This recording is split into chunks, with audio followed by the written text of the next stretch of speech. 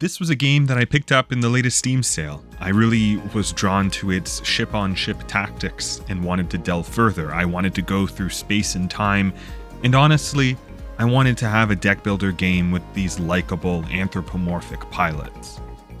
So have you heard about Cobalt Core?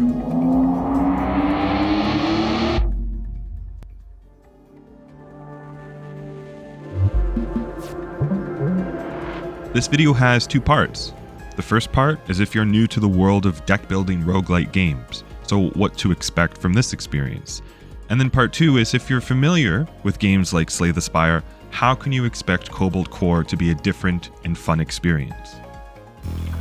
So at its most basic, Cobalt Core is about playing a sequence of cards, each with different abilities, to move your ship around, whether it's moving out of the way of an enemy's ship's attacks, or for you to fire your cannons and missiles yourself. Or maybe both, or maybe neither, as you focus instead on creating turrets, or collecting shards, or fiddling with your hand. The cards you play are dependent on who of these pilots you select for your crew, and over time you will slowly unlock both more pilots and more ships. Each node on the space map represents a single encounter, and there are 3 maps for you to go through to complete a successful run. Each map ends with a boss fight, so you'll be fighting 3 bosses per run. Nodes themselves are sometimes normal ship battles, or sometimes a more advanced encounter that often have a unique gameplay twist. Or they're curious little encounters that provide flavor, and perhaps either a boon or occasionally some kind of detriment. One of my favorites is the ship reconfiguration that moves around your hull and your cannon and your missile bay. It's a refreshing shakeup. The complexity of Cobalt Core comes in the cards you collect after each fight, the artifacts you select, and unraveling the combat puzzle of each encounter. You're building a deck of cards that needs to be synergistic, while also navigating an optimal flight path through each map, and stacking all of the best benefits to add to your strategy. There's subsystems and mechanics like movement shields, temporary shields, overdrive, power drive, mid-row objects, and more, but the game does a good job of easing you in with its 3 starting pilots, offering the most simplistic, yet perhaps strongest starting setup: shooty guy, shield guy, movement guy. And in fact, those are the 3 sort of main pillars of the game, and I often found when I had an unsuccessful run, it was usually because I was lacking in one of those categories, or I wasn't dominant enough in another to make up for my deficit. But don't worry, all of this is slowly learned and mastered in time. The roguelite nature of the game, that you have to start over from the beginning of each failed attempt, doesn't really unlock much in terms of a meta structure, upgrades, power-ups, etc., besides new pilots and new ships. Rather, each successful attempt has you unlocking memories. These memories are narrative sequences that peel back the mystery of how this motley crew got stuck in a time loop. And so that brings us to how Cobalt Core is different than the king of kings of deck building roguelites, Slay the Spire. Admittedly, I was drawn to Cobalt Core because of its aesthetic.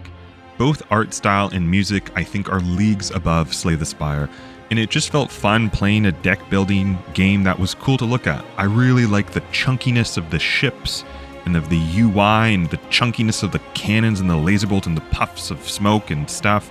I think the sound design is definitely more refined and punchy, and the writing and storytelling and premise of the game, this time loop sequence, is just a little more interesting than Slay the Spire. And one of the interesting tidbits is that as you recruit certain pilots, they are also enemies in the time loop run. You get these interesting bespoke narrative encounters between your pilots and the enemy pilots. Its special encounters too, I find, are a little more varied and exciting. The crab ship, the fight in the hallway, the rearranging of your hull configuration, as I mentioned earlier. And there's even like other little strange ones where you have to play a soccer match, but you can't shoot the enemy ship or otherwise you get penalties. You have to focus on shooting the ball back and forth across the field. These are all fun little flourishes that I look forward to each and every run. There are, however, some pretty marked differences between Cobalt Core and Slay the Spire. Slay the Spire, I think, offers up a lot more of a coherent gameplay theme for each of its characters, and its deck building is just a little bit tighter because Cobalt Core's modularity through its pilots, sometimes the cards just aren't as fun to play through. And while I really liked how Cobalt Core uses its time loop narrative to tell a story, the fact that the boss fights are always predetermined and always the same can make some of the runs a little repetitive. It'd feel a little more exciting if there was a larger pool of boss fights you could be matched up against, or even just one other boss that could be from the mix. So of the 4, which of the 3 are you going to get? To me, as a player of both, the gameplay mechanic that really drew me in and fascinated me was the row-based system of movement and shot placement and predictability. In Slay the Spire, you have this sort of deterministic attacks of the enemy that they're going to come at you, but in Cobalt Core, you have that along with where they're going to shoot. This added dimension reminded me a lot at times of Into the Breach, and I love the stress in decision making and deck building of how you're going to get out of a pickle when you see 10 damage aimed your way, and it makes you feel so clever when you figure out ways of mitigating damage through clever ways of movement, shields, stunning the enemy, etc.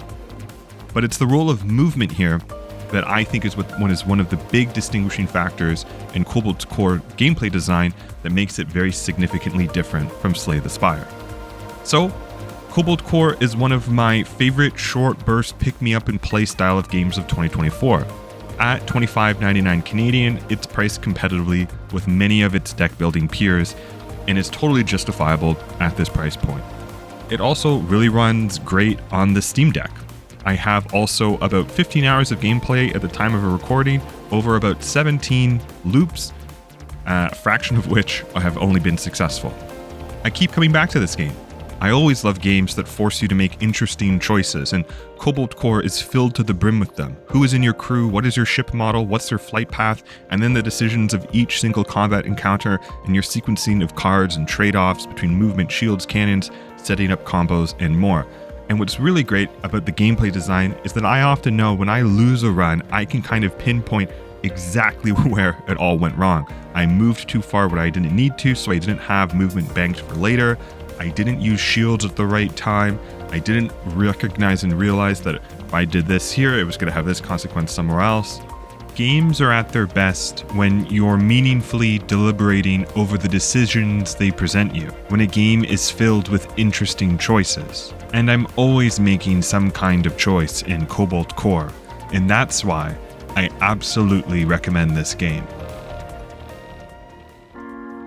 Hey everyone, thanks for watching.